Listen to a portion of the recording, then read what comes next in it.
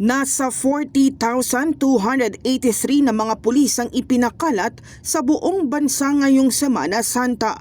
Ayon sa PNP, prioridad ang pagbabantay sa mga matataong lugar gaya ng mga bus terminal, paliparan, pantalan, mga simbahan at maging sa mga tourist destinations na tiyak na dadagsain ngayong mahal na araw.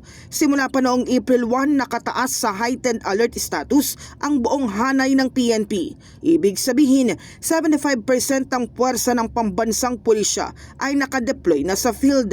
Sa ilalim ng heightened alert, suspendido rin ang pag-relieve ng mga pulis maliban na lamang kung emergency ang dahilan. Ipinag-utos din ni PNP Chief General Romel Francisco Marbil ang posibilidad ng pag-extend ng 12-hour shift ng mga pulis depende sa sitwasyon sa kanilang nasasakupan. Patuloy naman ang paalala ng PNP sa publiko na maging mapagmatiyag at agad na i-report sa mga otoridad ang anumang kahinahinalang kilos upang mapanatiling ligtas ang paggunita ng mahal na araw.